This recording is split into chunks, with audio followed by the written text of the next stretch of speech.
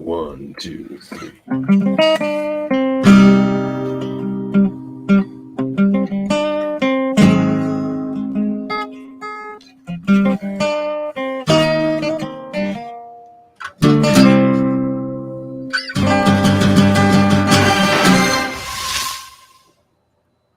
Are you here about an adoption?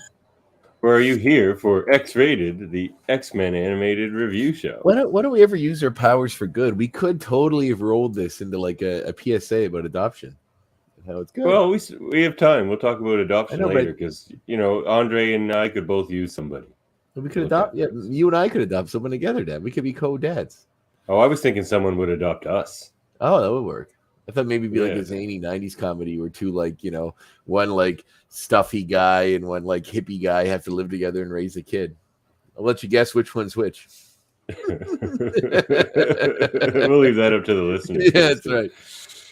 Well, I am your host. Over my dead body. Well, okay. Jebediah Skelgrave. How long did you have to practice saying that to make sure you got it right?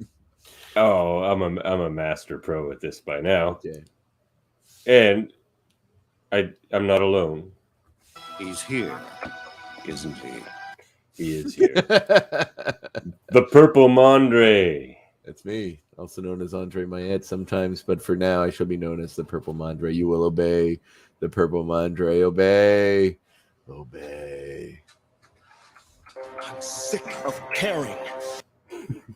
That's relevant too. I am kind of sick of you. Anyway, we are here to review Season 3, Episode 8 of the X-Men animated series. No Mutant is an Island. Mm-hmm. Written by Sandy Skesny. I'm going to guess that's how you pronounce that. And I want to say Senzi. Sesney?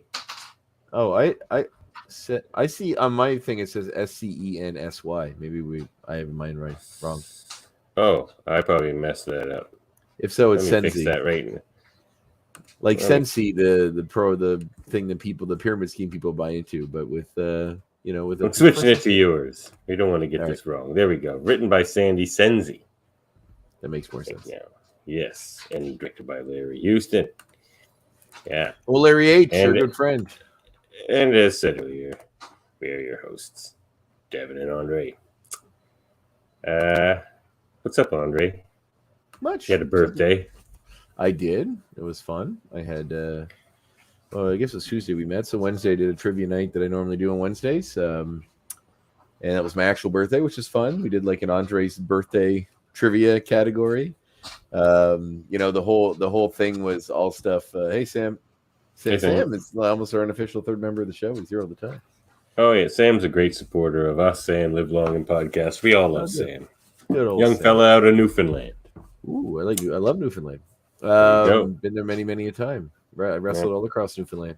I got my nose broken in Harbor Breton, to be specific. But anyway, who hasn't? That's right. There's a deep cut for you. I was sitting in the emergency room in Grand Falls, Windsor, and the doctor comes in. He's like, "What's you do to your nose there, buddy?" And I said, "Oh, the doctors are from here too." That was good. It was a good time. I really enjoyed it. It was a good visit. That's funny. So we did a trivia round that was all the trivia rounds were subjects of things that Andre likes. So I chose them all. They're all things that appealed to me. A bit of a vanity edition. Kind of. It was very for my own edification more than anything, but it was still fun. So the teams did pretty well. So many of them did well. But it was kind of esoteric and certainly around things that, kind of relate to my interests in general, which is good. So, and then I just had a little get together on Saturday with friends. I'll give you the first round because I'll see how well you do with this one. This will throw it at you. So the rounds were, I'll tell you the first one because we'll make it a surprise. Number 2 was horror movies. Round 3 was wrestlers in movies. So I give you the movie, you tell me what wrestler was in it. Spider-Man was round 4. Selections from Andre's playlist was round 5. I just played songs from every time I like a song, I put in a playlist. Round number 6 was Star Wars, and round number 7 was general knowledge. It's always general knowledge trivia. And the final trivia category was Scotland. But the round number 1 was 90s cartoons, which I feel like you may excel at. So I'll throw these at you, see where we go. Yep. Question 1. Originally, there was 151 of these pocket monsters. Pokemon. Huey, Dewey, and Louie are the lead characters of what classic 90s cartoon? DuckTales. Woo! Number 3. This sidekick of the Joker first appeared in Batman the Animated Series. Harley Quinn. These two mice continually try to take over the world with little success. Pinky and the Brain. Which cartoon series holds the Guinness World Record for most swearing in an animated series? Say that one again? Which cartoon series holds the Guinness World Record for most swearing in an animated series? Oh, it has to be South Park, right? Correct. Number 6. Who was Drake Mallard better known as? Drake Mallard was Darkwing Duck. Totally. What is Hank Slivin's niece called in the 90s cartoon King of the Hill? Luann? Yep. Leanne or Luann? Luann's right. What were the names of the Animaniacs? Oh, they were... Dot was one of them. Mm-hmm. There's 2 others. The Warner Brothers and the Warner sister. You got the sister. Yeah. Like one of them's called like Zany or something like that. No, that's just in the intro. They're totally zany. Yeah, okay. Oh, crap. Yakko, Wacko, and Dot. Yakko, Wacko, and Dot. Damn. All right, Number 9. What was the name of the leader of the Gargoyles? Goliath. And number 10. What type of animal was Rocco in Rocco's Modern Life? Rocco was a wallaby. Very good. You got 9 out of 10. That's pretty solid. Not bad, not bad. Yeah, not too shabby. Not too shabby at all. Good job. Thanks, man. This has been one half of... That's right, the show's over.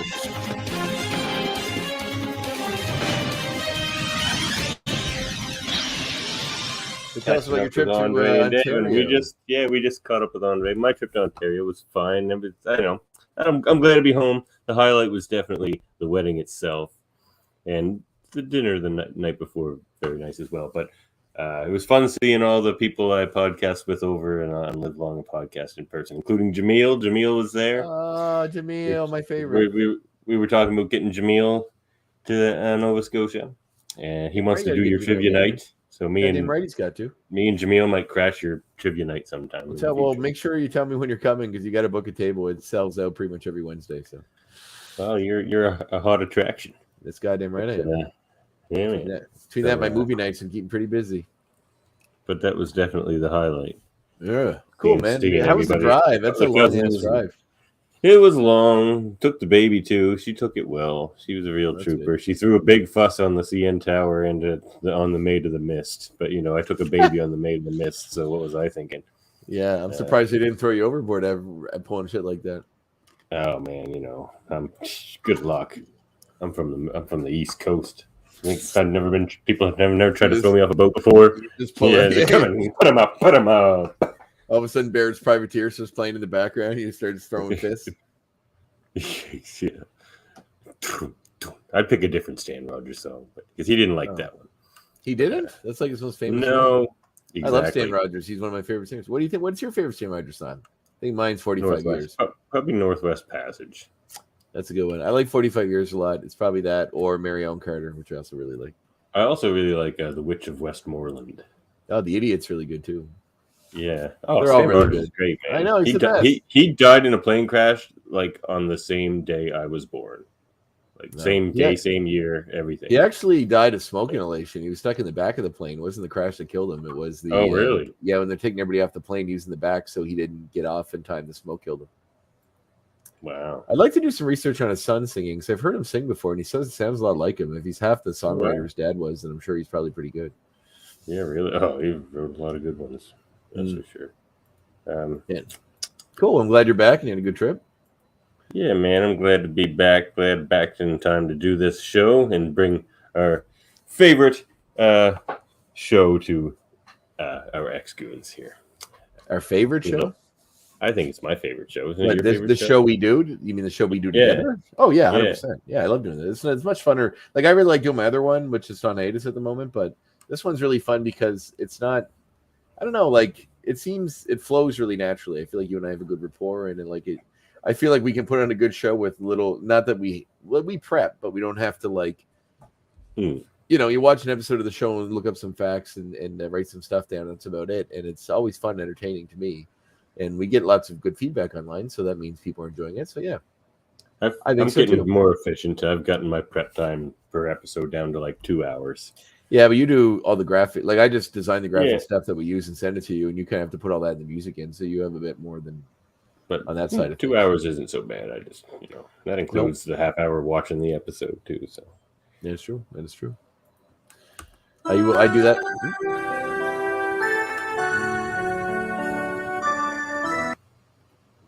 Reflections. Welcome to Reflections. I was just thinking about podcasts in general. I want to reflect on podcasts in general for a moment here. Okay.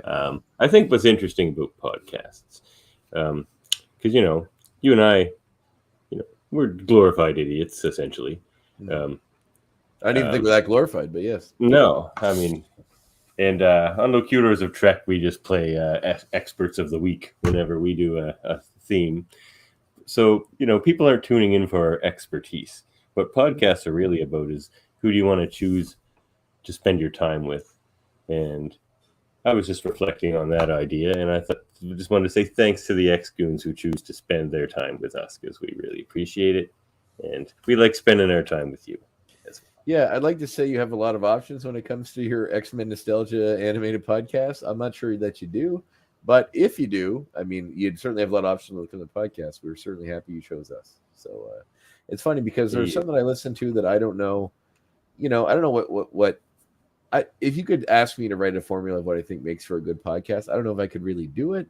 I just know the ones I like, and a lot of them are just two guys talking about the stuff that they're passionate about. So I'm happy that we get to do that here, and I'm happy that people are enjoying that. So thank you, XQs, for being a part of the show as well. Sam has exciting news to share. Will I be on Live Long and Podcast tonight? Do they have a show tonight? Is it Deep Space Nine? I don't know. I might crash their stuff. I do that. We're all going to be one big family here soon, a federation, if you will. Ooh. So stay tuned for that. Fire away, Andre. I'm wasting enough of our time here. No, it's all right. This is good. Today, how do you like the eyes? Isn't it cool having the eyes? I know. in the I actually background? I was hoping it would turn out this way when I designed it, and I'm really glad that it did. I usually don't use the new ones as the background, but this one I had to It's funny try. because this episode is called "No Mutant is an Island," which is a take on this That's what I think of every time I see those eyes. It is. Yeah, I have a lot of comments about him and about this episode in general, and some interesting ones too, which we'll get to in the X points. But I did read the old English poem "No Man is an Island." Oh yes.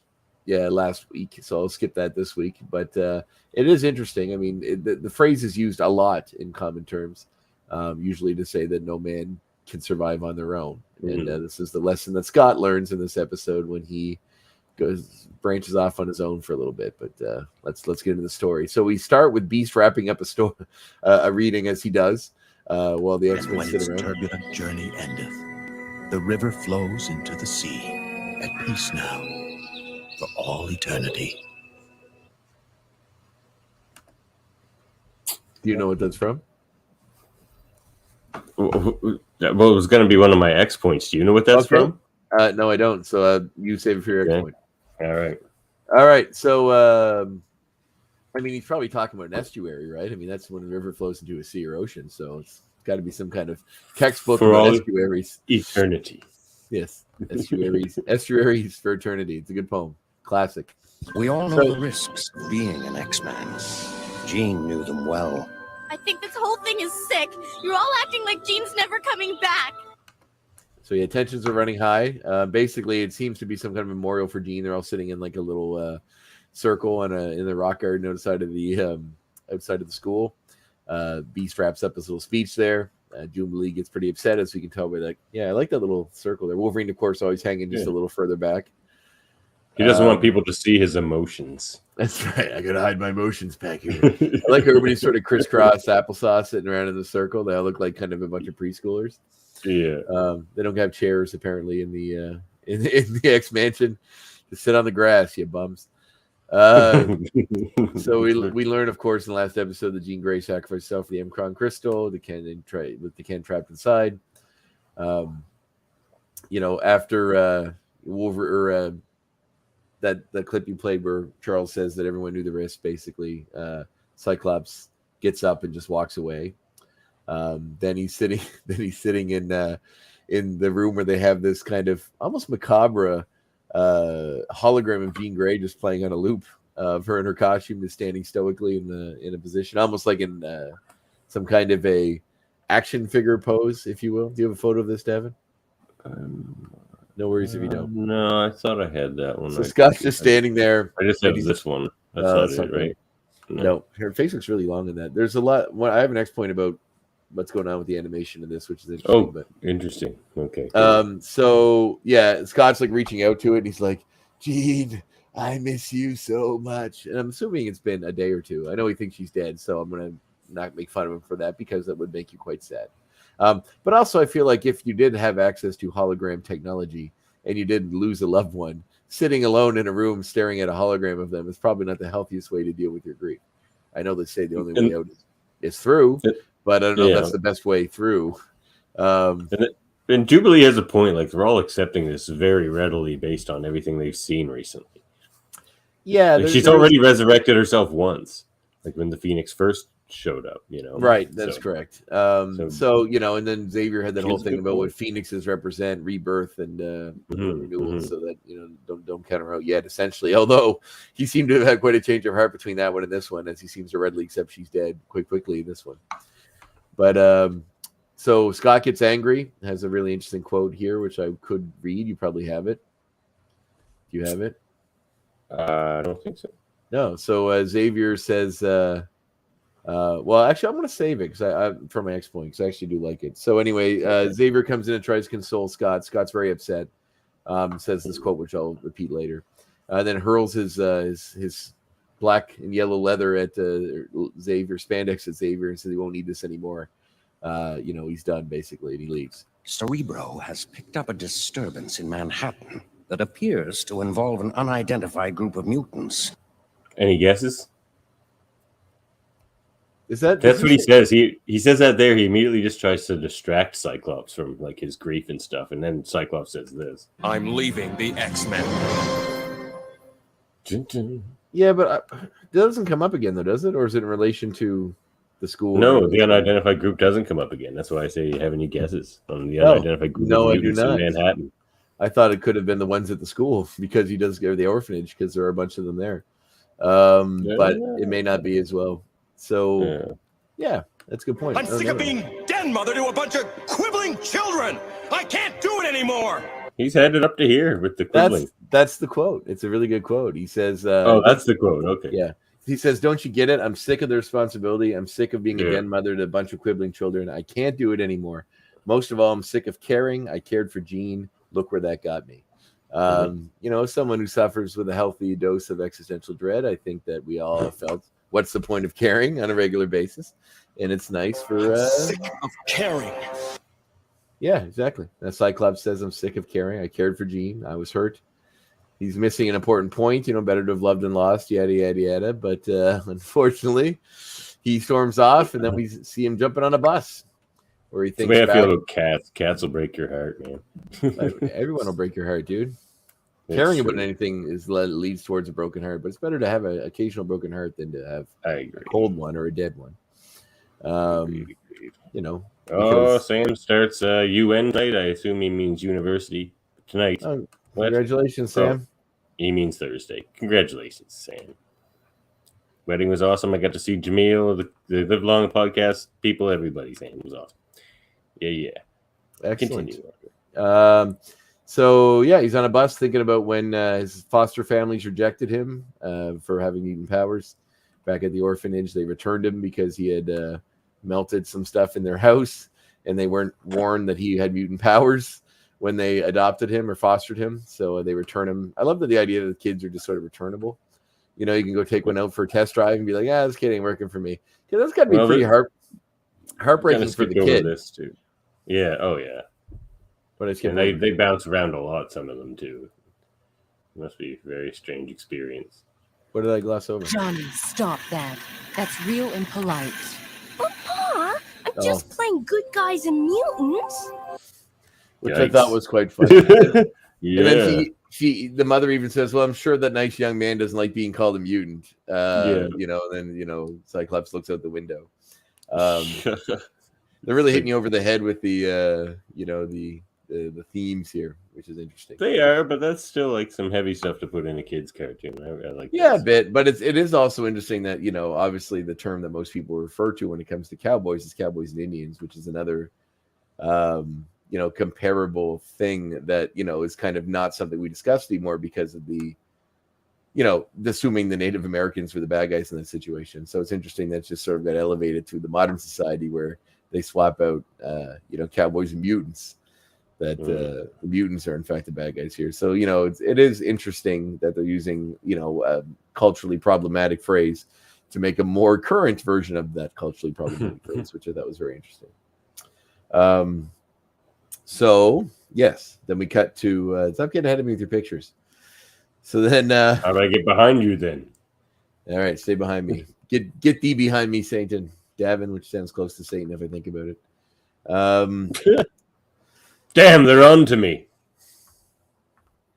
So yeah, I believe there's is there a news story that he sees or something about a man named Zebediah Kilgrave who's donating money to the new Kilco energy plant at the edge of Is that on the TV on the bus? Is that where we see that?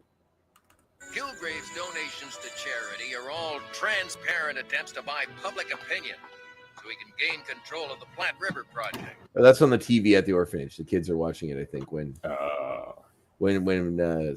And I don't think he does before that. No, I think so either. But anyway, Cyclops arrives at the orphanage, the McNeil Orphanage is called, where he grew up. And as he's standing on the steps, he just gets lost in a memory wormhole where he remembers his mutant powers triggering during a game and him melting a tricycle or something that was standing there with his eye powers. So it seems as though they're omitting the original origin story of him being in an accident, which causes him not to be able to control his eye powers. That he could before the accident, but the accident that didn't he fall out of an airplane or something? No, he couldn't before an accident. They only unleashed for the first time later. Oh, I thought it was that. I remember reading this as a kid that he was in some kind of an accident, and that's why he couldn't control his eyes. That's why, yeah. He could control them before, but the accident. Well, he didn't know he had them before. Oh, once they manifested, he realized he couldn't control them, and that was why. I believe, because I don't believe Corsair knows that Scott and Alex are mutants, because he's not. But how did he get to space? All right, we'll figure that out. That's another. Is he just that one? I think this stuff comes up. Is he pre Star-Lord? Is that all he is? Is he like 90s? Star-Lord's from like the 70s, but yeah, well, Corsair's been around since the 80s, I think. I know, but the DC universe version of, the Marvel universe version of Star-Lord is closer. It sounds like Corsair's origin story. In this version of the story. Very similar. So, I have a poll. Who's the original space cowboy? Is it Corsair or Star-Lord? So when he's sitting there, kind of, which is kind of nuts, he's just standing there, lost in memory, like a zombie, staring into space. And then Sarah, this woman, shows up and interrupts him, snaps him out of it, and says, "Recognize him." He doesn't know she is the first, and then realizes she's Sarah, a girl he went to the orphanage with. They have tea together, and she explains that when her husband died, who looks like a real goofball. The picture of her and her husband is funny. She's like this long, I mean, it's a cartoon, but I assume she's supposed to be attractive. And her husband's like this, like long orange hair, orange beard, glasses, goofy looking guy, which I think is really funny. It kind of looks like I love stories, and maybe it's because I am one. But maybe my life story mirrors this. But the ones where there's like a Gomez Adams to a Martush Adams, you got like a smoke show, but then there's also this weird little guy that just like makes her happy, and that's why they're together, like Roger Rabbit and Jessica Rabbit. Like I love when you see that in fiction. It's just like some goofy. That's the American male fantasy, isn't it? It is true, but sometimes you can be a schlubby like jerk. And well, you still have every romantic comedy ever has like Seth Rogen winding up with Charlize Theron or something. Like this doesn't happen. I mean, I'm sure it happens in real life, but it does seem to happen a ridiculous amount of times in romantic comedies or just comedies in general. So her husband died, and she used her time after he died to volunteer at the orphanage. Now she runs it, as we discover. Scott tells her that he had someone, but they're gone. which is referring to Jean, of course. They discuss this man named Kilgrave, who has pledged scholarships to disadvantaged children and kept the Zebediah orphanage from closing Kilgrave down. pledged full college scholarships to 10 more disadvantaged children. That is one of the finest men who ever lived. Who ever lived? And of course, like foreshadowing, we learned very quickly he's not. He almost sounds like Mr. Sinister there. I wonder who does the voice of Kilgrave. I didn't look Which is that up. even, it says unknown in the cast list I looked at, so I'm not sure. Oh. But so, well, number one, there's a million red flags with this guy that you'd think people may ask a question or two about. The first being that he's adopted 5 children from the orphanage. Just 5 kids. He just came and took 5 kids at once from the orphanage. He's like, the 5 that nobody else wanted.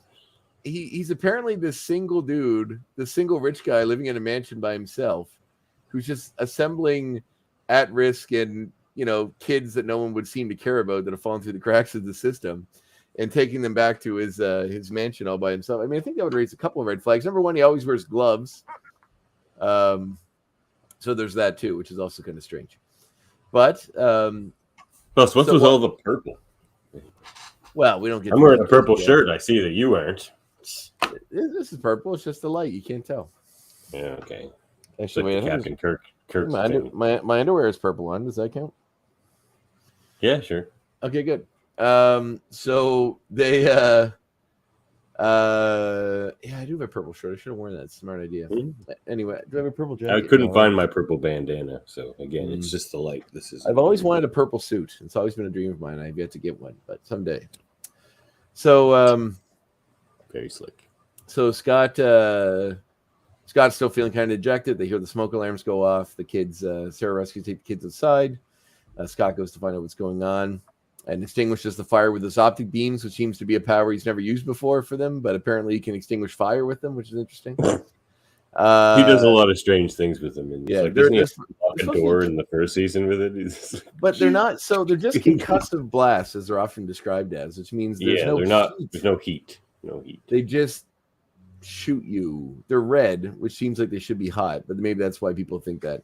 But it's like, yeah. Anyway, he extinguishes the fire, finds the kid running around, thinks the kid set the fire, and then finds out that the kid has fire mutant abilities. He's one of her special students, she calls them, or special children that are Rusty. Yes, he's known to be Rusty. Seems like a side origin. Because he has red hair, and everyone with red hair gets called. Like Rusty. A side origin story to Pyro. If we did already be Pyro, because he is kind of similar in origin-ish to the X-Men movie version of Pyro that we see in 2 and 3. So Rusty Collins is his name. Rusty explains he doesn't want to go back. He was one of the 5 children that were adopted by Kilgrave, but he's escaped and ran back to the orphanage. And while he was 4 children, isn't it? 5, it says in the thing I'm looking at. I only remember 4 of them. Do you? Yeah. Do you remember all 4 of the children? I'm going to name off to you right now. Of course, it's Rusty, Skids, Boom Boom, and WizKid. No, you're forgetting one more. Who? Hold on, I just had it here. Rusty, Boom Boom, WizKid, Skids, and Sarah. Oh, Richter. Richter's not in this episode. It says he is.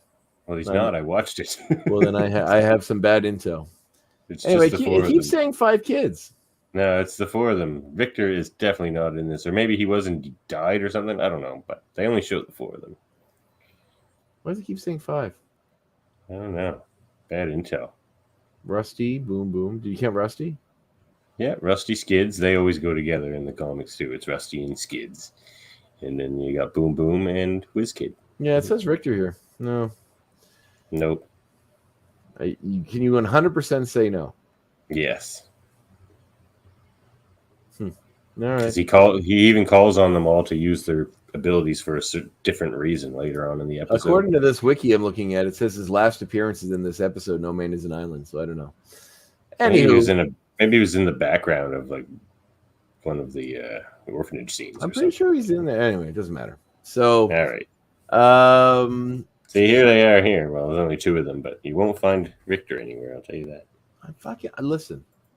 I'm sure he's there. No. I had to look at a photo. How do you know for sure? Because I just watched it. Yeah, so did I. Watched it this morning. And you remember Richter. I think I do. I don't think you do. He's listed in here. God damn it. All right. It's wrong. You're wrong. Listeners, who's right? Me or Andre? It doesn't matter. Fuck. I hate everything. I quit. I quit forever. Fuck you. He's quit forever. Write your own synopsis and you won't have this problem. Yeah, go write your own synopsis, dickhole. So one of the kids that was adopted is Rusty. He escaped because he says that Kilgrave's home is scary and he's brainwashing them and has a torture chamber in the basement. Which I think I have that one here, actually. Yeah, it's actually funny because none of the adults never take you seriously, which is always so frustrating as someone who watches movies. Like if a kid came up to me and said, "Listen, like I think it would warrant a check at least." If they're like, "This guy's a bunch of dead bodies in the basement," and they're like, "Oh, you're just overreacting." Or even probably a the follow-up weather. question, like, "What do you mean torture chamber?" Yeah, like they didn't even care to get him to elaborate. No time But for I that. heard him talking about how he's going to use this big new project to run the governor out of office. And he's got a torture chamber in his basement. I think he would have led with that. Like, this kid's worried about all this political action, and he's just like, and there's a torture chamber in the basement. Both those things seem problematic to me. So, I mean, I feel like it could, but they, the Sarah just rationalized it as being the kid is unhappy in his new home and blah, blah, blah. So basically the cops show up immediately after and Kilgrave's there with them and he comes to take Rusty away. But just before that happened, Cyclops look at that face. Look at that lovable face. That elongated. He has a torture chamber in his basement. Like, God. Look at that. But he's obviously working his magic on Sarah, like one of the finest men who ever lived. They don't actually show that. And he says something very strange to her, which is almost like innuendo, where he says to her, "I thought we were going to agree on a clean break." Oh, I think he meant for the kids though. That's he doesn't get to go back to the orphanage. Stop trying to sexify up this podcast. Hey man, that's how the Purple Man rolls. We'll talk about the Purple. Is that Millie? Yeah, Millie's here. Oh, I saw her head. Hey Millie. Oh my goodness, she's adorable. Yeah, she's an adorable cat. Where's your little Millie? Hi. Oh, good. How does she get along with the baby? Baby doesn't really care about cats except for Miles, because Miles is the easiest to get along with. So just the two, Miles and Millie? No, Miles and Millie and Arcade and Parker. You have 4 cats? Yeah. I have keep 4 a 4-cat home. Yeah, man. Yeah, so do I. Yeah. That's why we're kindred souls. That's why we gel so well. Ba-da, so let's mingle. Sorry, I like that song. All right, so Millie. So before sorry, I gotta have myself there. Before Kilgrave showed up, Cyclops takes old Rusty out to tell him that he's the mutant too, and shows it by blasting a giant hole in an abandoned building, which just happens to be conveniently beside the orphanage. Which seems, I know you got to show off your powers, but someone owns that building, and perhaps some work's getting done to it. Like, you don't just blast a hole in the side of a building, whether it looks derelict or not, just to show off your powers. Come on. I think my jaw dropped, actually. I noticed that as well. I was just like, he's like, I have powers. He's supposed to be a hero. He just like something could have been in there. Like there's like a bunch of homeless people eating like beans out of a can that just look in the hole through the wall. Couldn't you have showed your powers off somewhere else, you dickhead? This episode has a lot of stuff like that, though, that it's just like slightly weird, and especially with the Kilgrave stuff later. But we'll talk about that later. Yeah. So he talks to the chamber, and the governor at office there assures him Kilgrave provides the best care. Scott wonders about Rusty's warnings, even though the mutant has got in trouble with the law before. So there's still that. But just then Kilgrave arrives the police, explains that a clean break for the kids is best, saying that they shouldn't have a connection to the orphanage. He also says Rusty is not used to fatherly discipline, which is another phrase that I would probably raise a large red flag if you were in charge of children and deciding where they go. If someone's like, he's just not used to fatherly discipline, it's like, but I'm providing him, I believe. Yeah, let's just gloss over how rapey and pedophilia that sounds. I know that's a word. Usually you say fatherly love, and he's like fatherly discipline. So if you just gloss over the fact that there's a weird pedophile connotation there, just implies that he's beating them, which is also not good. So either or, all of these options are bad, and perhaps another red flag should have been raised here. So Rusty goes with him, he says, "I'm so happy to have you back, Rusty," in a way that's so obvious to anybody listening that he isn't. So another red flag once again has been raised. Several purple flags, we'll call them, because of this episode. Yeah, purple flags. But in red is purple is a mixture of red and blue, so there is red in there. Yeah. So then we cut to Kilgrave forcing Rusty into that torture chair he talked about, or restraining chair. Yep. Totally nailed it on the torture chamber. That shines a bright purple light from his eyes, compelling him to obey him. Obey me. There you go. We see right there, which is actually cool. This episode does kind of remind me of like a one-off episode of the X-Files or something. Yeah. Which is kind of interesting. I do have some problems with it, but we'll chat about that later. So also among the enslaved mutant kids are a Japanese wheel-bound mutant named Taki, a mutant able to slide named Skids, an explosive mutant named Boom Boom. So yes, you were right. Victor's not here. I had bad intel from one of the sites I get my information from. That's why I'm here. It's the X-Men expert. Right. Lord it up. If I gotta be all right, let's hear how great it is to be correct. It's great. I liked it. It was, I like being right. Sir, I think I liked it. So Kilgrave, of course, teaches the adopted kids to overcome their hatred of mutants through terror and force. Or the world's hatred of mutants through terror and force. Kilgrave promised to make the kids politicians, bankers, and leaders under his mind control and make humans pay for the way they treated them, which is kind of a faulty plan. He's like, eventually, once you kids go through law school, banking, financial school, and political science, and become the leaders of tomorrow, you will teach humanity, all the things, pay them back for all the problems you did. Number one, there's only 4 kids there in total, so you only have 4 people in this whole world that's going to make this happen. Just a start, I guess. Maybe he has plans to. But beyond that, the people that are bothering you now are going to be old by the time those people are done. So you're just going to be punishing the children of those people, which may still be assholes. But you don't know that yet, Mr. Purple Man. Don't make assumptions. And he is implying that he's a mutant as well. They've never say that, and that's part of and he also says us or stuff like that. But also in the comics, he is though, is he not? No, it was like I don't think so. Where does powers come from? It's like in the Jessica Jones show. It was like some weird experiment. That is right. I think you're correct. And that's what his skin was stained purple, which they changed now, like in this show and in the Jessica Jones show. But I'm pretty sure his skin's actually stained purple. Yes, he's altered by an accident, not giving the ability to control minds. Yeah. So I thought this was funny. I already love you like a son. Back to your work. Love you like a son. Just Back to your work. Just so angry, Mr. Purple Man. But also, the future is now. We will be respected. We will overcome their hatred through strength. We will overcome. We will overcome their hatred with strength. So this is the reason I have an issue with this episode is there's a lot of assumptions required to get through this episode.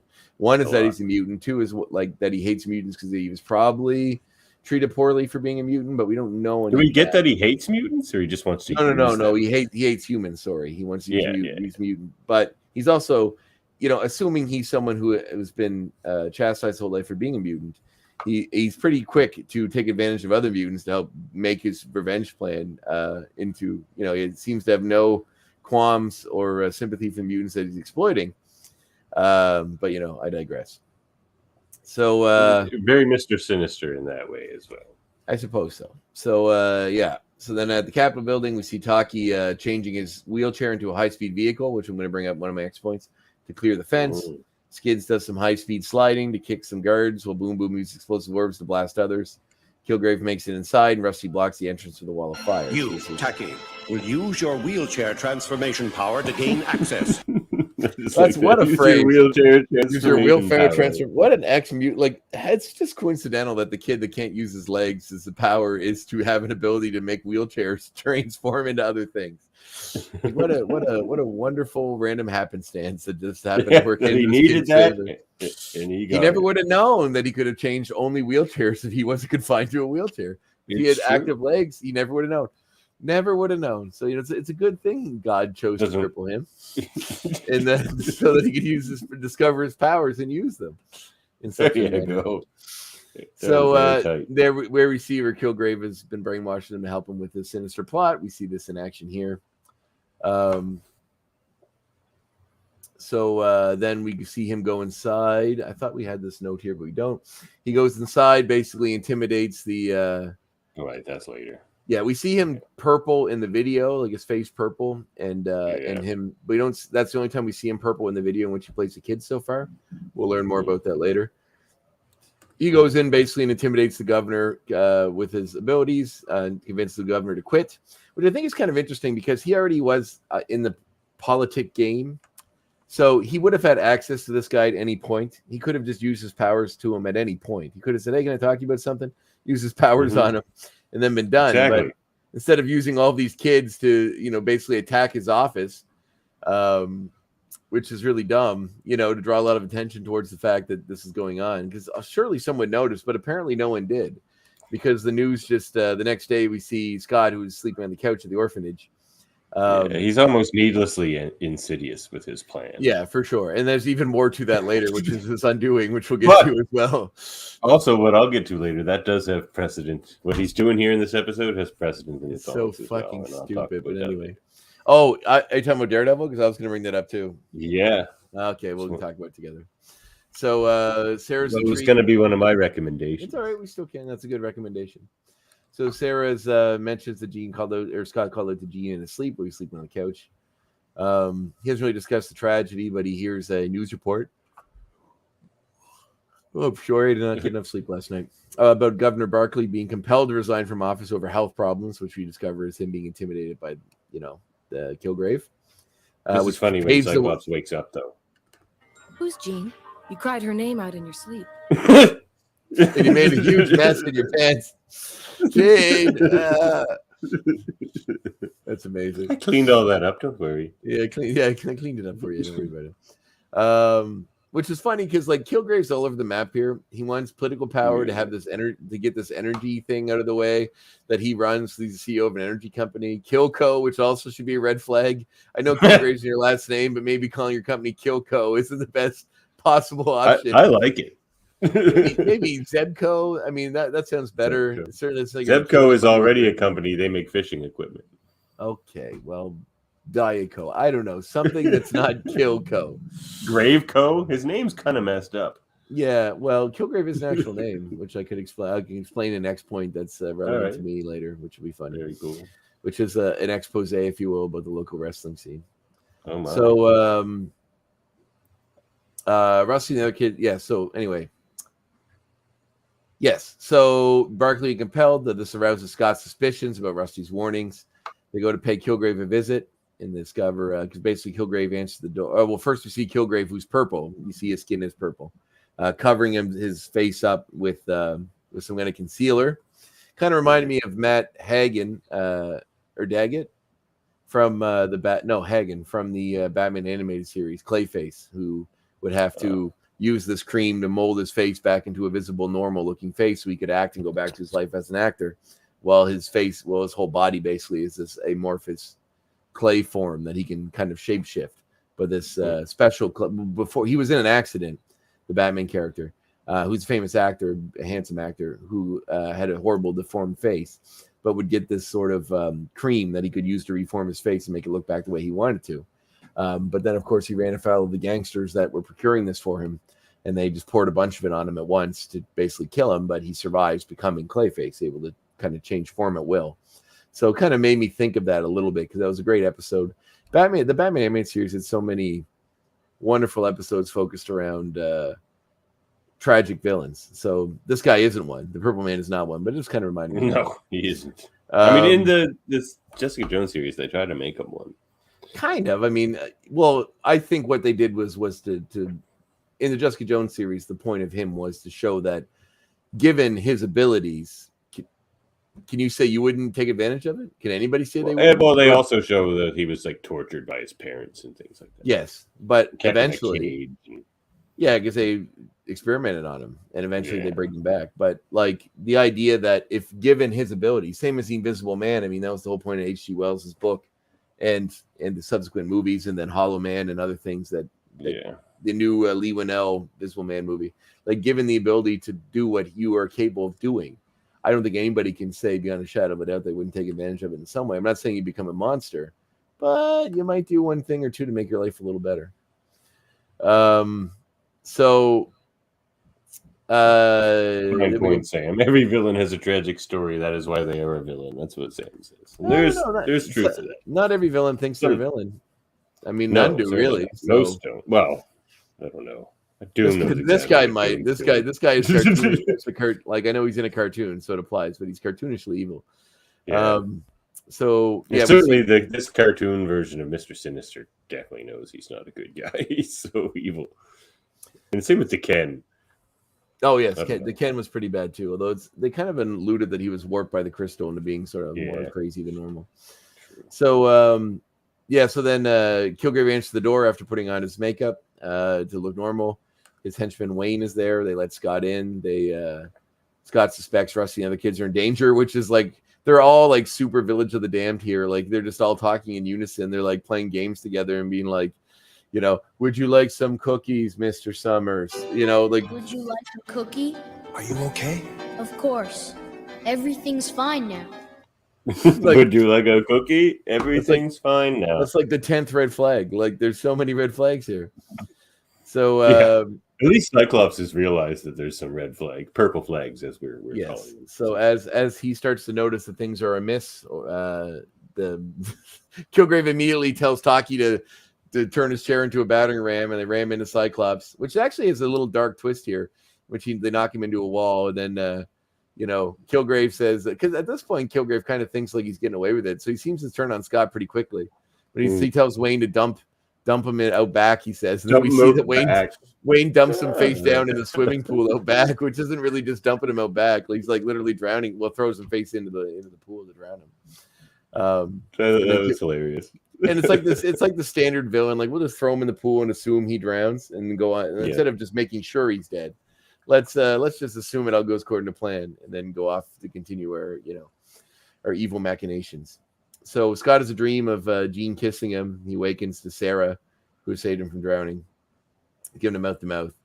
Then we cut to Kilgrave's propaganda video, which we find in the basement of the kids, where the kids learn Cyclops. The kids are all locked up again in the basement watching the video. Cyclops shows up, blows it up with his blast, uses them to let the kids go, and then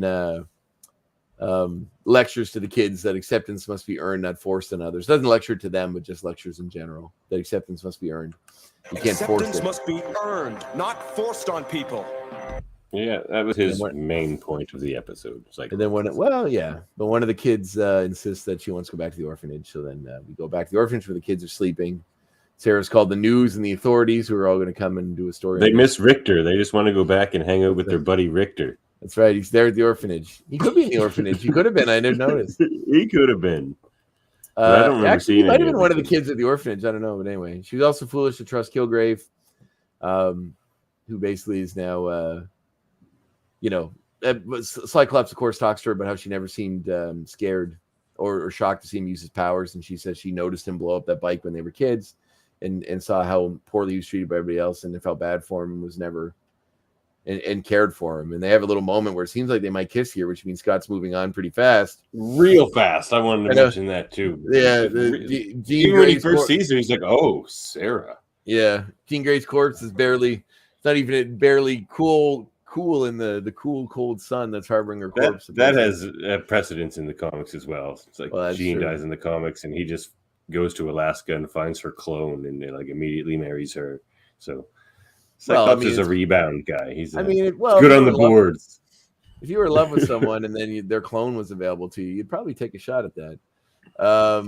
Give it a couple weeks. But then Kilgrave shows up in a helicopter for some reason, demanding the children back, as he is. This is where it gets a bit off the rails for me. This episode. Yeah. Oh, it's super dumb here. So they have a minigun attached to the helicopter, which he opens fire on the school at the same time that the reporters or at the orphanage. At the same time, the reporters show up to do the story. Who just grab your camera, Bill? I gotta have this. She does not care that there's a helicopter shooting at children at all. She's like, they just run out and start recording basically the governor in a helicopter shooting a minigun at an orphanage. Gotta see this. I mean, fair. You gotta get it on camera, but she should be like, "Oh no!" You know, Kilgrave, of course, upset that he didn't make sure Cyclops is dead when he had the chance. They use the minigun. The newswomen show up. They record all of this with him clearly saying over the microphone, like the speaker in the helicopter, that he's evil. You know, and his plans are to do this and that while shooting a gun at an orphanage. Cyclops says as long as he's alive, he'll never get to steal the kids back. Kilgrave tries to mind control Cyclops from a distance, which apparently he can do, which makes his reasoning for needing to break into the governor's mansion even stupider. But then he compels Rusty using these powers to try to immolate the orphanage. Cyclops manages to break free because he has this great will to do the right thing. Blasts the helicopter, forcing Kilgrave and his henchmen to jump out because they weren't that high off the ground, so they land on the ground. And it doesn't show what happens to them, which is another thing I think is really dumb. They just hit the ground and that's it. We assume they're arrested, but that's another assumption that we have to make. We don't even know if he's a mutant at this point. I mean, we think he is, but we don't know. And wouldn't he just control the cops that came to arrest him? Yeah, exactly. Like, wouldn't he just get away that way? And then I assume he gets away. So, but then why did he come back for the kids again? And he's like, well, that failed. So it's like anytime someone tries to commit suicide, the Seinfeld used to make fun of this. And then, like, you know, they don't do it. And they're like, well, I guess we'll just move on and continue living. It's like, well, why not try again? So Taki's still in the building. Cyclops runs in and saves him using his powers. Force blast once again to extinguish the fire. There's an explosion, which seems like he's blowing it out. Seems like he was crushed in the rubble, but then he blasts his way out with Taki in tow. Then Sarah promises she's going to rebuild, offers Scott a chance to live there with them and help her rebuild, basically offering a life together with her and the kids. Cyclops says that he has learned that he is needed elsewhere, basically, and that he has a family that he belongs to already. So we see him go back to the X-Men, who are all just conveniently standing around in the Danger Room in costume. And then they get a training session. They get a Cerebro scan and Cyclops walks in like nothing happened. And Xavier's like, Cyclops, welcome back. It's not even like there's this, which I kind of like. I mean, obviously, he's grieving, so Charles sort of acknowledges that he needs to go and do his own thing. So then Cerebro alerts that they have a scan that Jean Grey's alive. Then it cuts back to almost like a recap of that previous clip of Cyclops' arm going out, going like, I miss her. Which is kind of dumb because he's doing that in front of all the X-Men this time, which even seems weirder. But anyway, that's then a very kind of smash cut end of the episode. That's it. So we know Cerebro's auto scan. It's found something. She's alive. Jean. Fascinating. Jeannie. It's the first time we've heard him call her Jeannie. Usually that's what Wolverine calls her. Interesting. Right, yeah, that is weird. All right, well, I guess it's that time of the show. Each of us will have to look into his own heart and decide. Look to your heart, André. Decide. There are aspects of this I liked. There are a lot I didn't. I'll get into that with the max points. This isn't a high one for me. 6. I'm going to give it a 6. I like Cyclops too, and that's why it's tough to give it such a low score. But there are a lot of issues with this. Well, I'll maybe alleviate your guilt on dissing a Cyclops episode a little. I was bounced between a 6 and 7 as well. If I focus on the Purple Man too much, it feels like a 6. But I do really like the Cyclops stuff in this episode, so I'll give it a 7. It's a good Cyclops episode.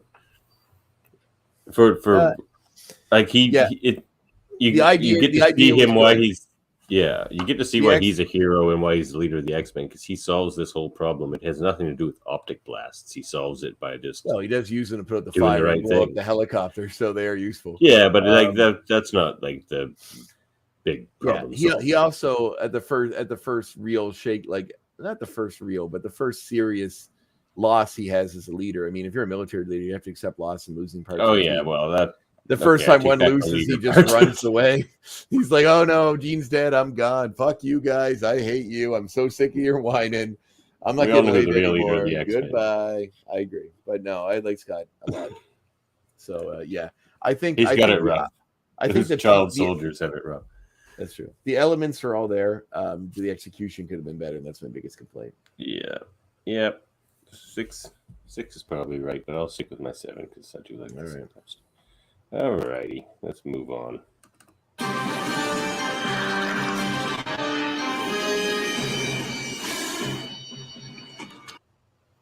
Uncanny X points. I'll go first, I suppose, here. Okay. A lot of this stuff we kind of talked about already. Oh, but that unidentified group that of mutants in Manhattan. I don't know. Something to me just makes it think it's X-Force. Could be. Yeah, sure, could be. Because I'm trying to think of who else it could be. Now, it could pay off. That could pay off in the next couple episodes, and we'll see, like, Strife in the friggin' MLF show up or something. Like, I don't know. But that's my guess, because it's unidentified, so it's somebody we haven't seen yet. We haven't seen X-Force, and I think they're in this show at some point. So that's my guess. All right, my first point is, although this episode takes place after Child of Light and before Obsession in season 3, it didn't air originally until the 5th season of the show. Yeah, because they had problems with the first thing I noticed was the animation was not as good as it normally is in the show. It was pretty bad in a lot of places. And that's because when we get to episode 5, we're going to unveil, or season 5, we're going to get into a lot of this stuff. But they had animation problems in this episode, so it was put on the back burner until the second animation company took over, in which they finished it. So there's a big inconsistency with the episodes when you watch them in the order they aired. But also it makes sense as to why the animation is so poor in this episode, because it was done by the second company that a lot of people disliked for good reason. But yeah, so the animation was real bad in a lot of parts of this episode. I could tell right away from the first when they're all sitting in a circle how different a lot of them looked. More cartoony, less actiony. Less definition. It was really off-putting. And it makes sense that that's the reason why the animation was so wonky. But so weird in the original run, where it's just like all of a sudden Jean's back, and like 2 seasons later they're like, "Oh, we found her." Yeah. I know it would make no sense in season 5 where they would place that. So I don't know, but no, that's a good one. Okay, my next one is Norm Spencer. His acting in this one was really good, man. All the Cyclops stuff was really good. He was like doing a lot of different stuff. The grieving, the authoritative Cyclops stuff, the romantic stuff.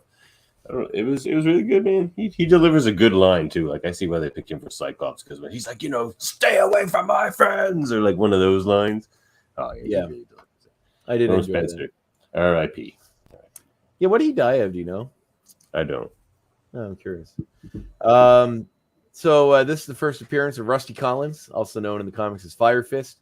Sally Blevins, also known as Skids. Tabitha Smith, Boom Boom, the unfortunately named Boom Boom, who who my favorite iteration is in the Next Wave comic by Warren Ellis, and Taki Matsuya, also known as WizKid. In the comics, they're all members of the X Factor trainee team, known as the Exterminators, along with Julio Richter. I'll be talking about that later as well. Along with Richter, Leech, and Artie Maddox. So there you go. So they're there, yeah. It's funny because there's this period, and I'll just riff on this one a bit too. There's this period in the 90s when they started making more inclusive superheroes or inclusive series. So like it seems like they always threw a kid in a wheelchair in to be part of that group. The biggest example of this would be the Extreme Ghostbusters, the sequel to the real Ghostbusters TV show, in which there's a separate team of Ghostbusters, one of which is in a wheelchair. So it does seem to kind of shoehorn into this sort of trope that was going on in the 90s. It's not a bad trope. I'm glad that they are, representation is important, so I'm glad that it's out there. But it seemed like it was happening everywhere at once too. Oh right, the Silhouette, yeah. But yeah, good point. Exterminators, I'll be talking about that later. All right. WizKid. He's the most relevant of these characters right now in the comics because he was on the Sword team. So right now the X-Men are sort of running Sword, the Earth space kind of command and Watchtower. He's on that team. It's a really cool team, like Magneto, Fabian Cortez, a bunch of interesting characters on that. Yeah, I like Cable. Abigail Brand, of course. But yeah, he's got purple hair now. I like it. That was about it. But that Sword run is really cool. Check that out.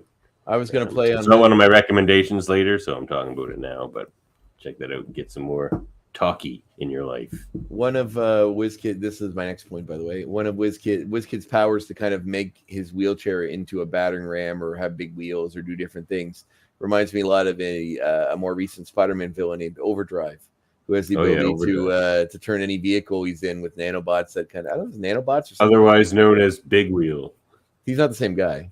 What? Big Wheel's Overdrive? No, he's not. Big Wheel. His name was the Big Wheel, and his real name is Jackson Wheel, which is even stupider. But no, he's a different guy.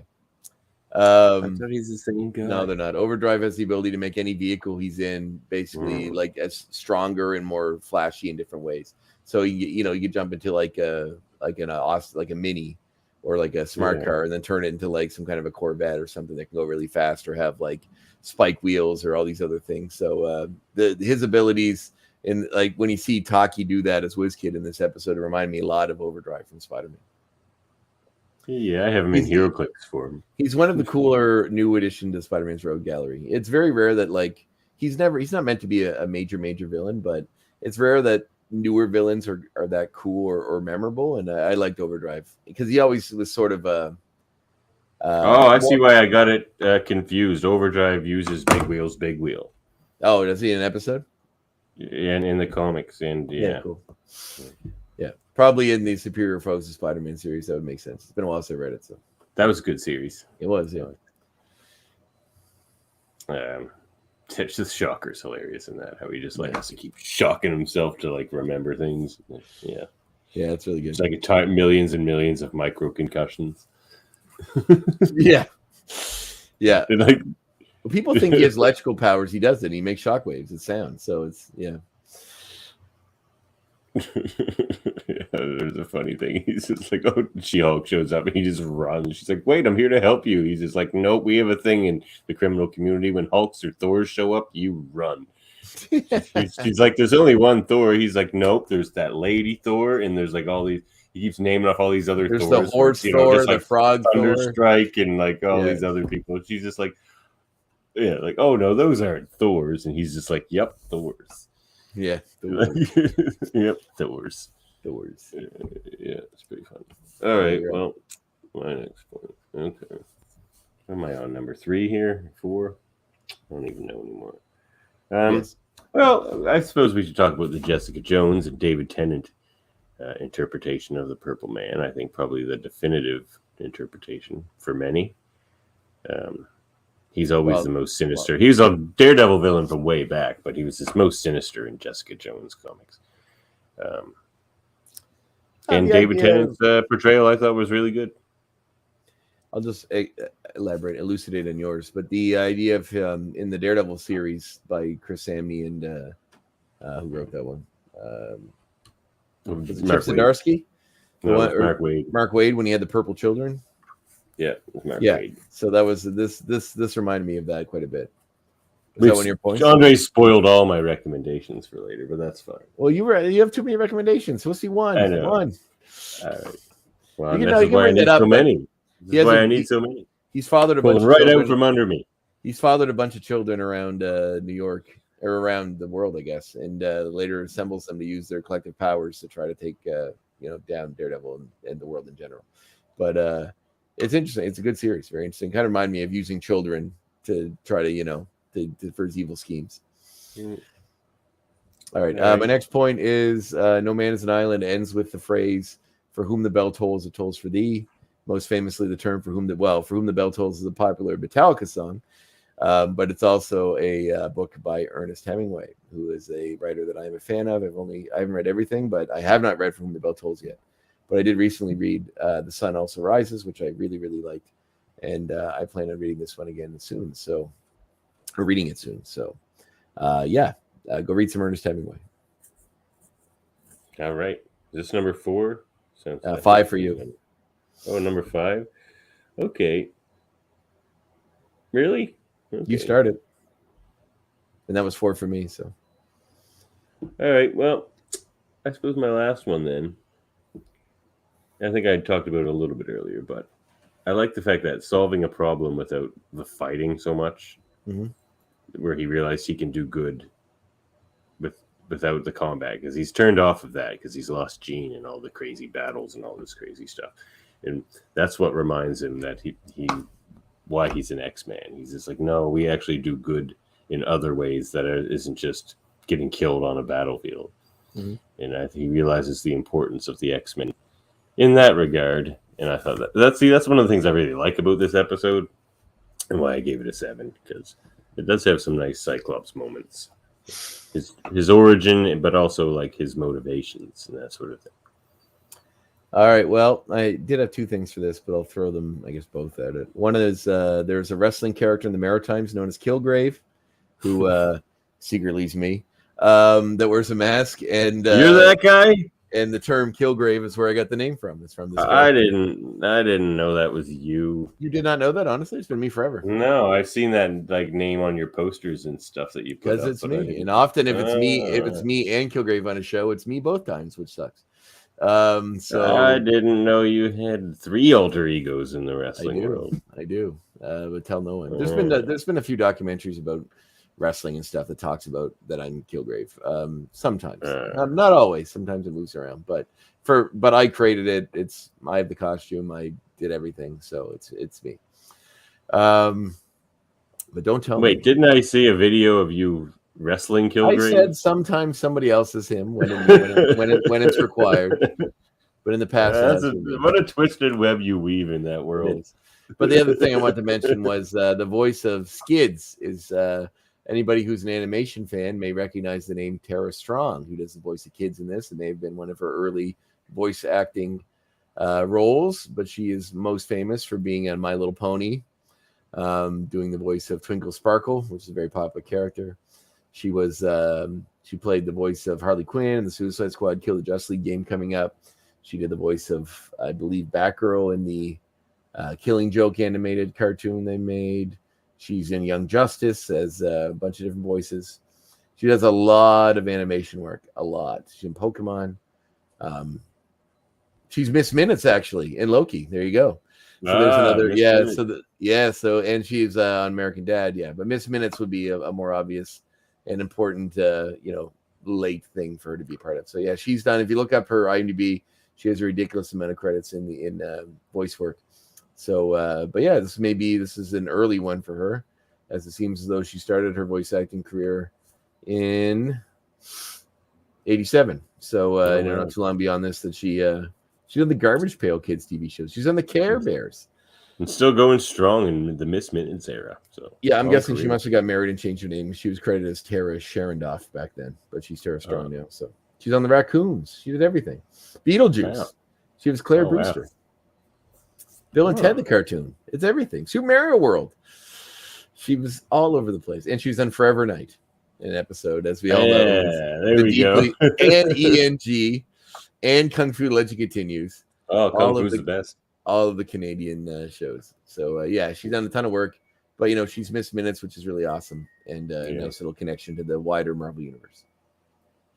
Very good point.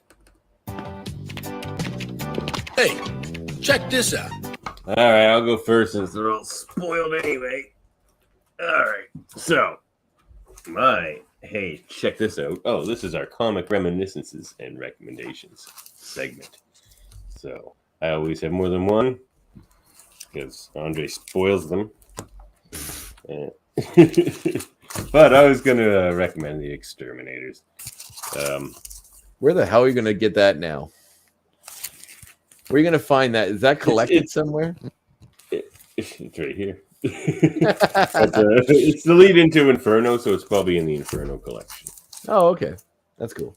So it's just those kids that we met in this episode fighting demons and stuff, Inferno demons. Fun time. And Artie Leach is there. Everyone loves Artie and Leach. Oh, and then the New Mutants are showing up in this last one to help them out, so that's cool. Exterminators and the New Mutants. Very cool. And then it leads into Inferno. Keep reading Inferno, though I may have already suggested that another time. But also, it kind of branches off from the original X Factor run, which if I haven't recommended, you should also check that out. Original X Factor, good stuff. The original X-Men team decides to strike out on their own. Fun times. Yeah. Pretend to be humans that are like bringing mutant children in for the government, but really they just like spirit them away to safety.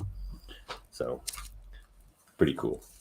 And my other one is the Daredevil Wade and Samney run. Now, Wade did a run before this as well, but this is where he picks it up with Samney. I forget Samney's first name. I could look inside.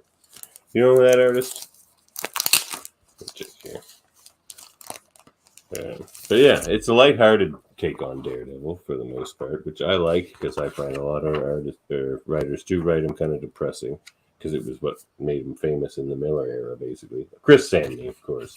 So it's a Mark Wade, Chris Samney run. But as you can see on these next... get in there. All right. These next issues, there's the Purple Children. Mm-hmm.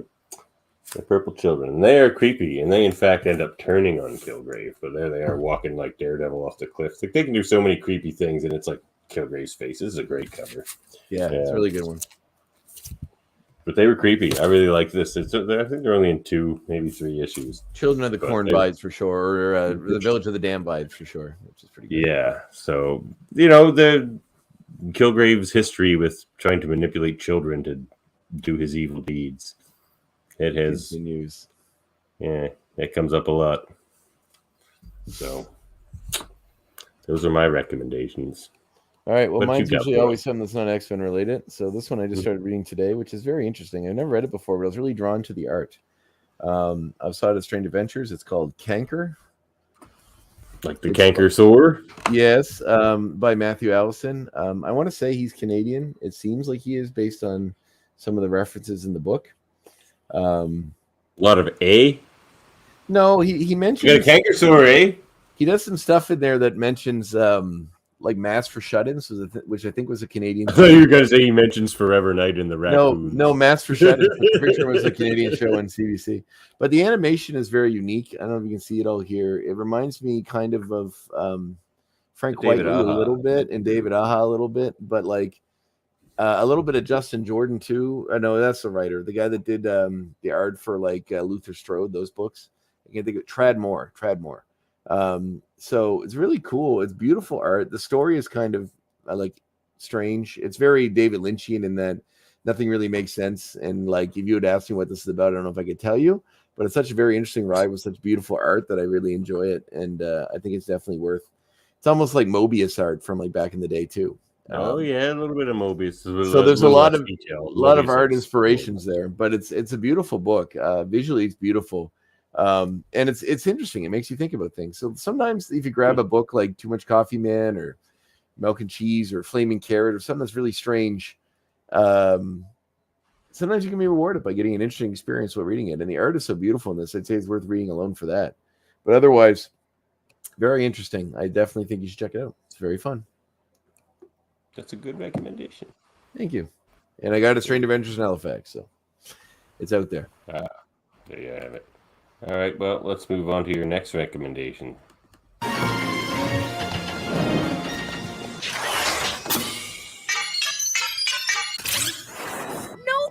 ever believes me.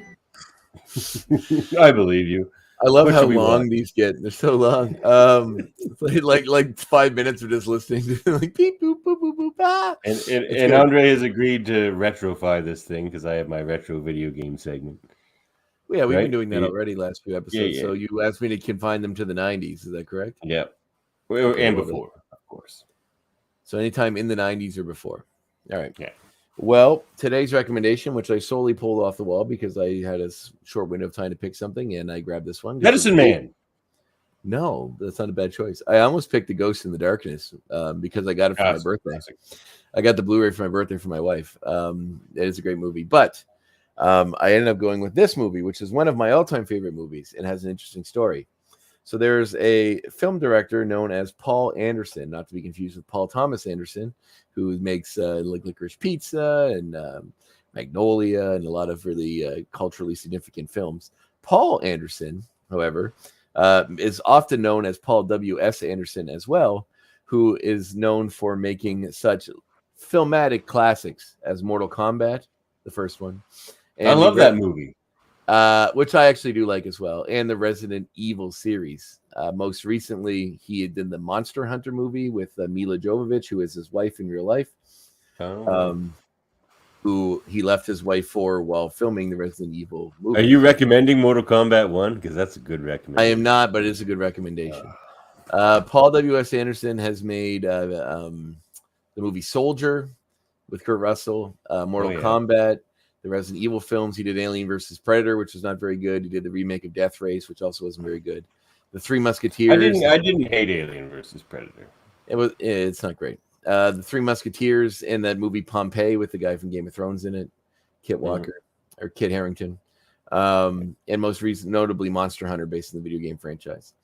However, at one point in his life, he made this movie, which is one of my all-time favorite movies. So originally, it was so dark and twisted that they had to recut it to give it a different rating. And unfortunately, the dark and twisted, the really dark and twisted stuff was lost to time. The footage is not out there. But by itself, it's a fantastic movie with some very interesting ideas. It's called Event Horizon, starring Lawrence Fishburne and Sam Neill. He made that, did he? It's by far the best movie Paul W.S. Anderson has ever made. By far, it's better than all the other ones you said. Yes, I really don't like his Resident Evil movies. I mean, Mortal Kombat's a guilty pleasure, but it's not that great of a movie. This, however, is a fantastic movie. It's basically HP. The core concept is there's a ship called the Event Horizon who has a new type of warp engine, which is supposed to make a hole in space to go through and come out the other side where it's supposed to go. On its trial run, it disappears. It goes through the hole and never comes out. Years later, whole idea.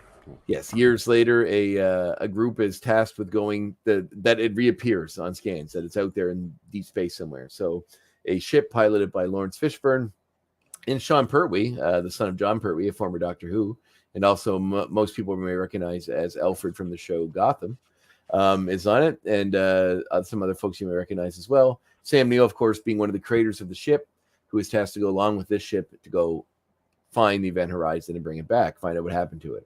When they get there, they find that it is totally devoid of life, and evidence points to the fact that where it went was basically hell, or a dimension that we would decide is hell. And horrible things happened to the previous crew. It's something came out with it that infects the current crew that has found this one, most notably Sam Neill himself, who is dealing with a lot of guilt from his wife who committed suicide.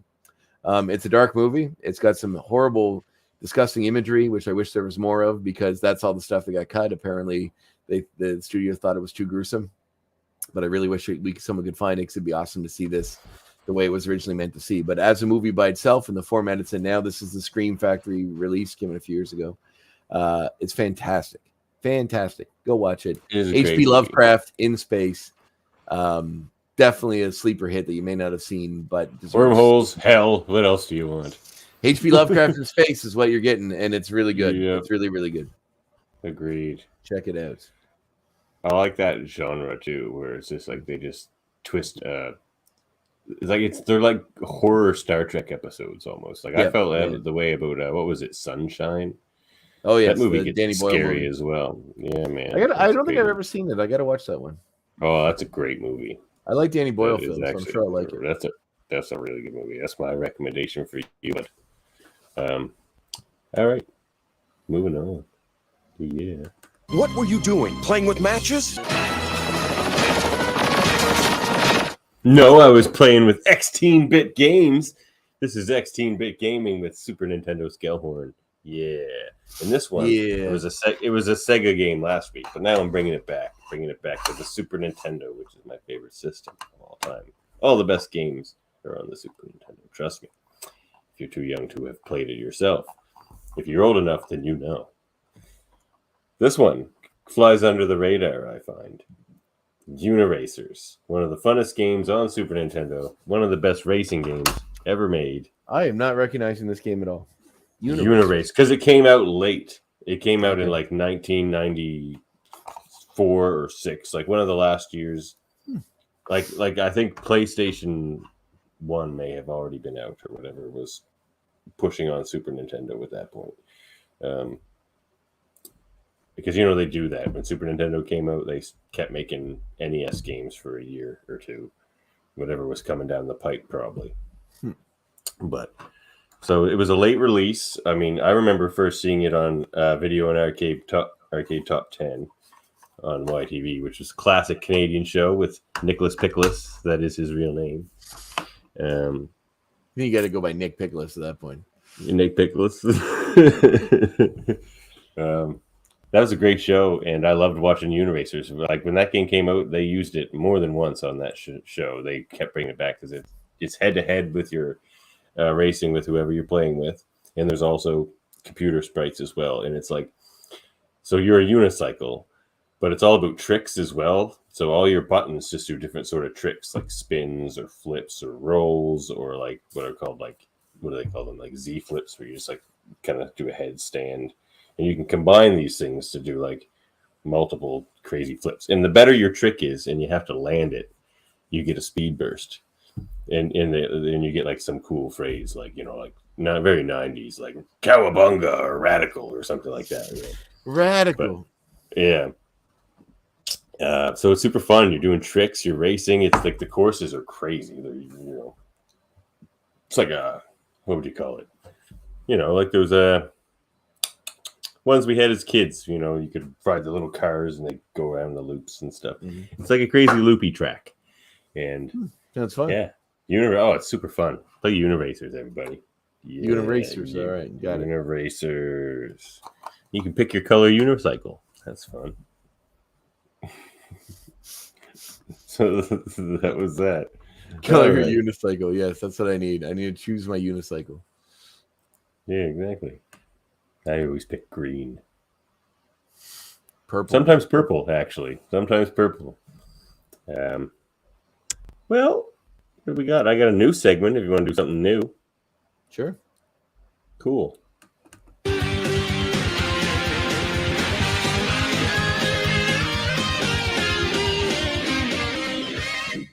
Top 10s. Top X's. So what I thought we'd do here is I'll come up with something for us to rank our top 5 each, which will equal 10. It'll be the X-rated top 10. I'm going to keep it simple because I'll probably, any other time we do this segment, I'll give you a heads up to prepare. But I like to be spontaneous. I do have a suggestion for when we do the Spider-Man cartoon, which also takes place in the 90s, since we're sort of delving into this nostalgia bit of 90s stuff with games and movies. For the Spider-Man one, we should have a 90s music section. Oh, that'd be fun. Yes. All right. Anyway, that just came to me. Continue. That's a good idea. And there's good music on that show as well. Yeah. All right. So I was thinking we would just rank our top 5 because we keep getting whispers of the X-Men in the MCU. If you happen to pay attention to She-Hulk there the other week. Did you catch that nod, André? In the new She-Hulk episode? Yeah. What not? Where they teased Wolverine. Where? She's reading a newspaper and it says, you know how people were wondering how no one in the MCU is mentioning that there's a giant celestial sticking out of the ocean? Yeah. So she's reading a newspaper and one of the article headlines is, "What's with the giant statue sticking out of the ocean?" But the article below that one says, "Man with claws," or gets in bar fight with claws. With metal claws or something like that. So yeah, so teasing Wolverine. We're getting them. Yeah. So what I thought we would rank here. I love that show, by the way. It's fantastic. Oh, She-Hulk is amazing, and I love all the expressed my love of the character. I haven't seen the Ms. Marvel show yet. I love everything else, but I see it. Oh, Ms. Marvel was great. I like it's next on the list. Actually, I just finished Sandman, so that's next. But Actually, I'm watching Cuphead right now, the Cuphead show on Any Netflix. good? Which is great. I watched first season. I love it. It's fun. It's a real nice. I think I talked about it on here before. It's a nice throwback to like old style animation. But yeah, no, She-Hulk might be my favorite Marvel show. It's so much fun. It's ridiculously fun. And, I thought we'd pick the top 10 X-villains we'd like to see in the MCU. So MCU proper, okay. We'll just go yeah, back. MCU proper. Yep, go back and forth. Start with your number 5. Oh, I gotta go down. Oh shit, man! You don't have to me rank them in. The rank doesn't really matter, but try to work up to your favorite. Arcade. Oh, that was what I was gonna say. He's my number 5. That's a good because he's my number cool, 5. He's a very cool character. He's basically the Marvel Universe version of the Riddler, but kind of updated for the video game generation. I really like him. I think I think you could do some fun with making him basically Jigsaw from the Saw movies, but make him a guy in a suit with a bow tie that makes you play games until you die. And I really think that there's an interesting kernel of an idea there for a live action film. I think you'd have to save him for much later, and I don't think he's quite as flashy as you probably want for your movie, but he's a cool character. I'd like to see it. Okay, here's what I'm gonna say: the Goblin Queen. So I used to always think that was Jean Grey. They look so much yeah. alike. See, but if they want, I wouldn't mind if they altered it a little, and rather than doing the clone and Madeline Pryor and all that, rather than do the Phoenix alter ego that's been done a couple times very unsuccessfully in movie form, make Jean freak out and become the Goblin Queen and release demons everywhere, and you have this Inferno movie. I'd watch that. Mm-hmm. Yeah, back to you, Mojo. Oh, that was going to be my number 1, and he deserves to be higher. He sure does, but I do really like the character. I feel like you can get into a lot of fun. If you had a whole movie based around them being trapped in Mojo World, that would be interesting and very fun. Very fun. There's a movie from the 90s, which is one of my favorites, which I have to bring up. I don't want to bring it up now because I could recommend it. Save it. Yeah, okay. Save it. But there's a great movie. No, I'm going to bring it up now. So all right, bring it up. It's a great movie from the 90s called Stay Tuned, which is one of my favorite movies. We've talked about it on the show already. Oh, we have, right? We have. So yeah, I feel like you could John Ritter, man. You could do that with the X-Men. Just have them going through all these different versions of TV shows that we all know and love. Have them drop into an animated show. Have them drop into like this other stuff, like a wrestling thing. You could even overlap it with the Unlimited Class Wrestling. In fact, I thought I saw a nod to Unlimited Class Wrestling in She-Hulk, but it turned out to just be a mug with the university she went to on it. Because it looked like UWF or UCWF. But yeah, anyway, it was super cool. So I love that idea of them making a film doing that. And you could wipe Arcade into that somehow too. Long shot and all that sort of stuff would be fun. Oh yeah. Yeah, definitely. That's why it was going to be my number 1 pick. But anyway, that's fine. I digress. My next one is going to be... I just thought of it. Oh, Exodus. So Exodus, you could make him the villain in almost the first X-Men movie. Does every X-Men villain need to have X in their name? I hope so. Oh, you mean he's the guy that hangs out with Magneto, right? Exactly. Native American because they always call him. No, he's from France. Like now, he's like a couple of thousand years old. He fought in the Crusades and stuff. Okay, they always color him like he's, or at least several. Maybe he's like 800 years old or something like that. Yeah, they always color him weird, but that's like something that like Apocalypse did to him. Apocalypse actually unleashed his mutant ability and then enhanced them. But Bennett Duperre is his name, and he's a very cool character because like you could tie him, like think an MCU here, tie him into the Eternals, and he knew Dane Whitman's ancestor. They fought together in the Crusades, like one of the original Black Knights and stuff. I remember him most from the Fatal Attraction series because they had all those. Yes, yeah. Well, his first appearance was in that. Yeah, that's probably why I remember him most from that. Yeah, which is I think I may have. I don't know. Did I recommend that series already on the show? I don't know. I don't think you have. I haven't. I probably will because I love Fatal Attractions. But yeah, so like to me, you could just be like this historical thing. You could like show him through history, but like not in the way they did that with Apocalypse, where you just show him almost in a heroic light, but also very like he's very religious, religiously fanatical and that type of thing. But you can see where his beliefs switches from one of like the Christian God to where he starts to worship mutants and like mutant messiahs and that type of thing. So I think he would be interesting, and you could tie him in to, like, you could build up with that. You could start with him rather than meeting Magneto first and then finding his acolytes, which Exodus was one of. You start with Exodus, and you have him fight them fight the lackey first, and then build up to Magneto, rather than, because you almost expect them to bring Magneto in soon.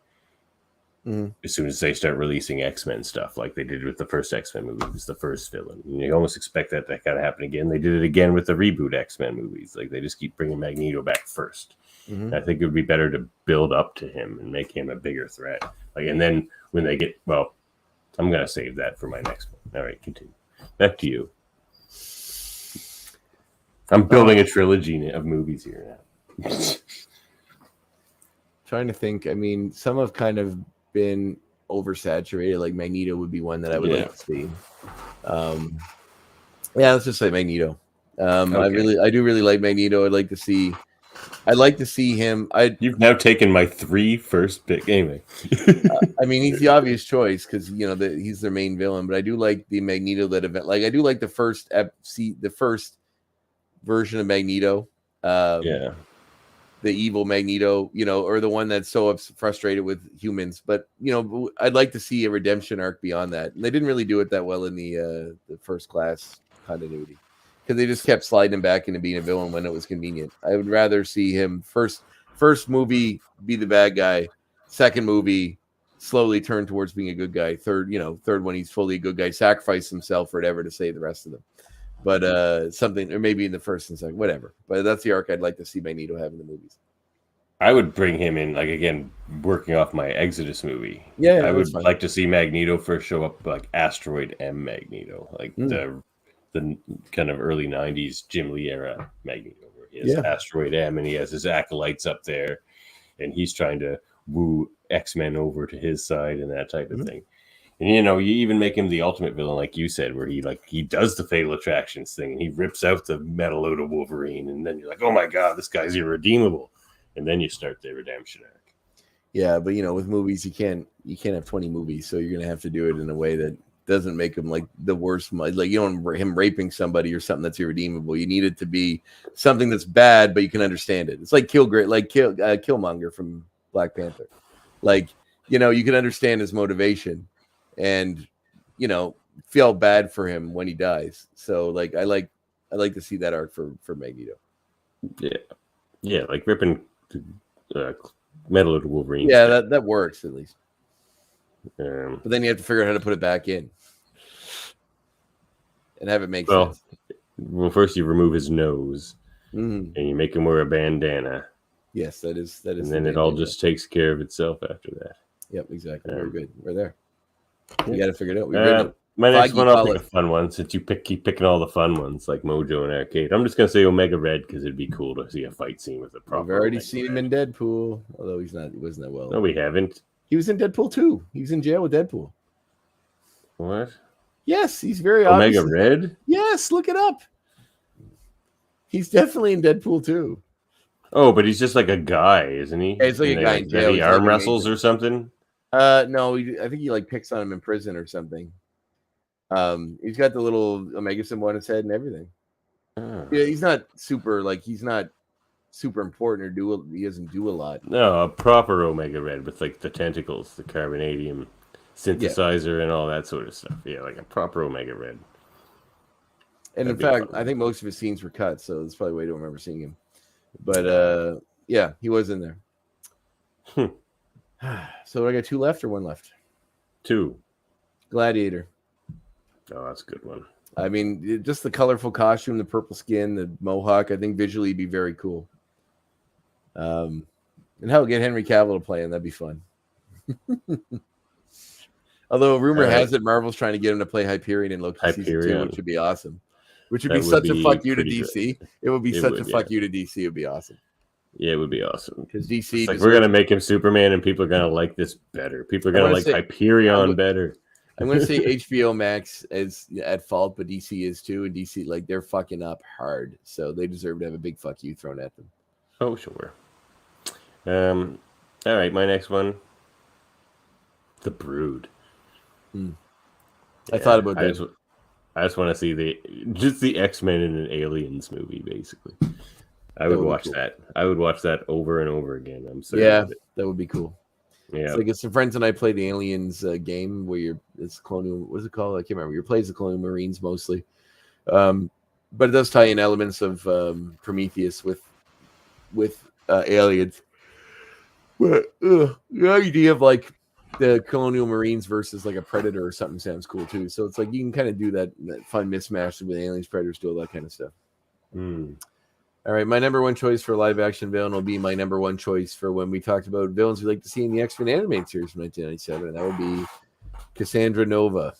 Oh, that's a good one. The twin sister of Charles Xavier, who has died in the womb, but psychic power lived on. Because she's an alien, a Mumra. Yeah, I prefer that she's just a psychic essence that survived the womb. They retcon that way later on, which is dumb. They did. Same with Zorn and all that stupidity, but it was better when Zorn was made in disguise, and that was it. Okay, well, here's my next one, and it almost has a double twist to it. Well, this is my last one, I guess. So you took my number one, so I had to come up with another good one. Mojo was my original number. But, so, it's almost like two. So, Danger is the Danger Room when it comes to exactly, which also turns Xavier into a villain, because in that series that's what happens, because he knows the Danger Room is sentient, and he just enslaves it so he can train his X-Men. So I think what an arc that would be. So you start Xavier off as the founder of the X-Men, and this wise altruistic fella, and then in like the third X-Men movie or something, they find out about Danger, and the Danger Room starts to attack them, and gets that cool Danger form. Like, yeah, where's Danger? She's very cool. And so the villain is like a double villain. Xavier's also the villain. Like, Danger's the one who's trying to attack the X-Men and everything, but the movie is also the X-Men turning their backs on Xavier because they don't trust him anymore. I think that would be slick. And, you could use that to try to lead towards like an onslaught thing if you wanted to do something like that. Yeah, which I'd like to see as well, but, I need help with that. All right. So that was it. That was 10. Yep. All right. That was our new new segment, Top X's. Yeah. Yeah. What a great segment it was. And I'll give you some heads up next time, perhaps. No, it's all right. I kind of like coming up with on this one. All right.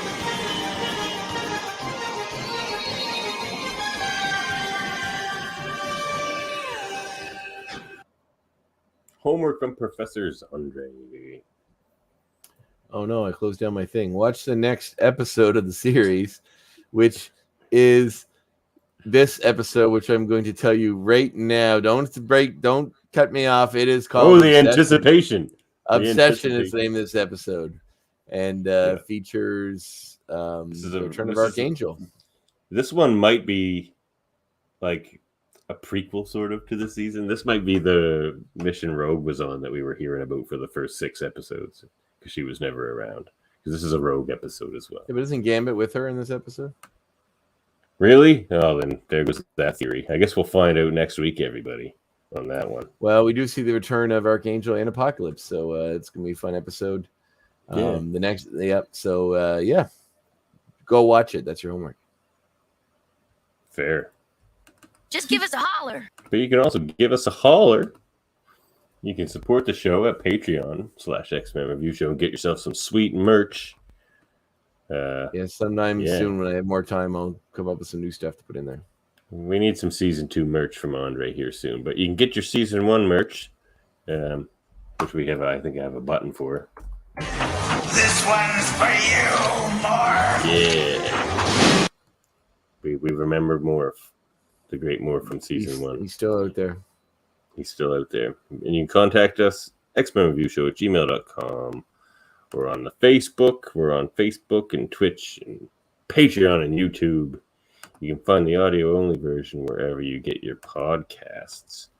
And, of course, if you like this show, like, review, subscribe, all those different types of things on whatever app or software you are listening to us on. We had X-Goon say some nice things there earlier today about our show. Yes, Says we're doing some good work. It was very nice. Thanks Much for that. appreciated. Yeah, we like to hear that. If you think we suck, you can tell us about that too, but we won't like it as much. What's going on? Still on hiatus? Still on hiatus for now, yeah. Graphic Histories podcast on hiatus. Be That's back all right. Soonish. We'll be back soon. But here's the merch you can get. Month or two. Yeah, look at that sweet merch. Get that. This one's for you, Morph. Yeah. Yeah, well, Cuters of Trek. We've got an episode on the comedy of Star Trek out. We have 2 more to go in our first season.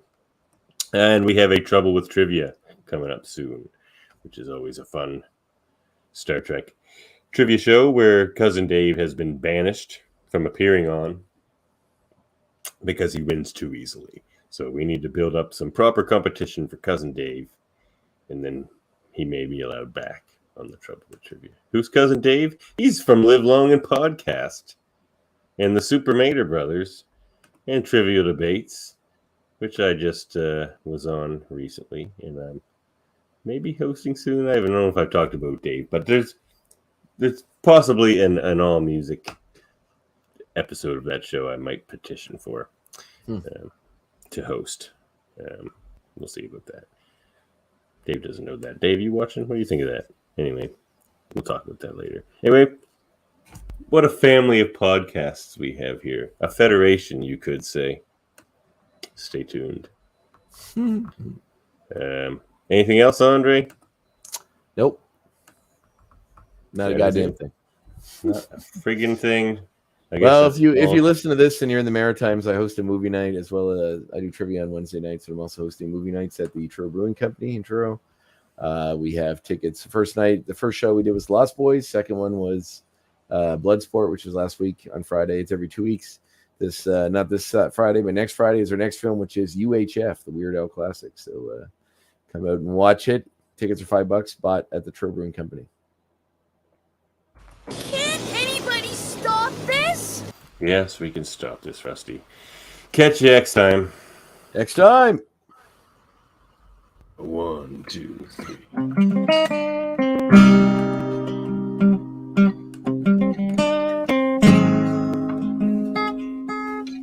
3.